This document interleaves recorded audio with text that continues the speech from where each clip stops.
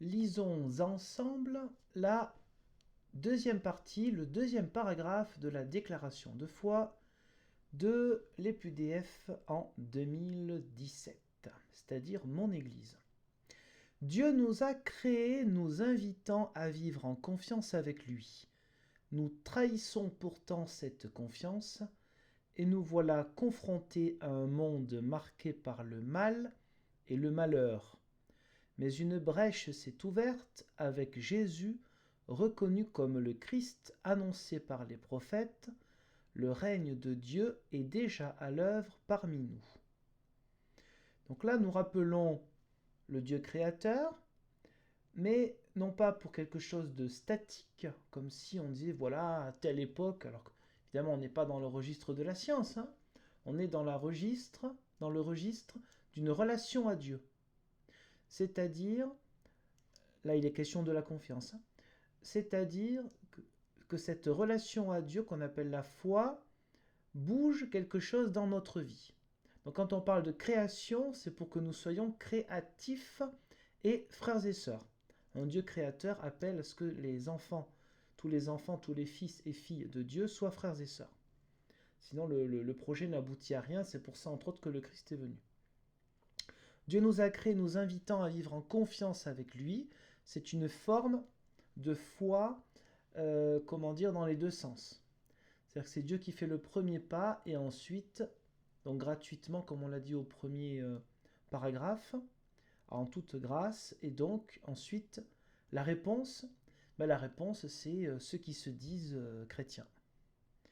Et déjà juifs pour l'Ancien Testament, l'Ancienne Alliance. Ensuite, il y a l'action de l'être humain. Nous trahissons pourtant cette confiance. Donc voilà aussi, nous voilà tels que nous sommes. Nous sommes des traîtres à cette confiance, à cette alliance. C'est pour ça qu'on parle d'Ancien Testament, Nouveau Testament. Ancienne Alliance, Nouvelle Alliance. La trahison de l'être humain, c'est l'un des concepts du péché, si vous voulez. Et donc nous voici confrontés, alors évidemment, des fois on l'a un petit peu fait exprès, des fois non, hein, confrontés à un monde marqué par le mal et le malheur. Ce n'est pas Dieu donc qui nous envoie ce mal et ce malheur, au contraire il est venu par Jésus le Christ, et c'est très bien dit, une brèche s'est ouverte avec Jésus, reconnu comme le Christ annoncé par les prophètes. C'est-à-dire que pour tous ceux qui viennent, donc après ces 2000 ans d'histoire, pour tous ceux qui arrivent et qui reconnaissent le Christ, il est important de savoir quelle était sa religion à lui. Sa religion à lui, c'est la religion juive. C'est pour ça qu'on parle des prophètes. C'est pour ça qu'on va faire encore un petit retour en arrière, pour comprendre que Christ est ressuscité, mais que Christ, le Messie, hein, avait été annoncé par les prophètes, c'est-à-dire 700-800 ans avant lui.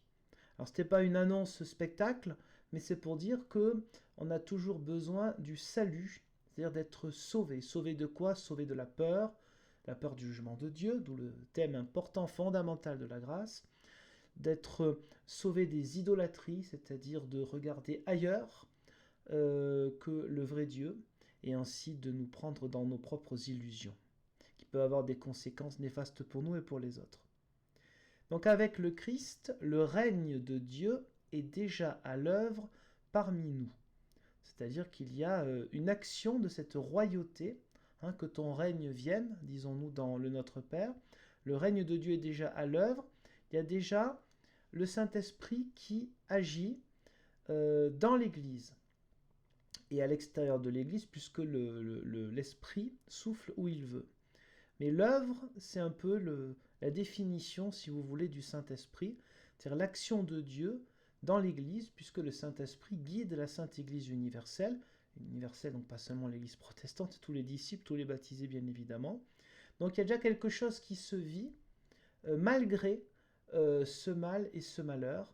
Ce qui se vit, c'est la présence de Dieu et l'action de Dieu à travers l'Église, famille humaine, famille faillible, mais toujours dans la présence et l'action bienveillante du Christ.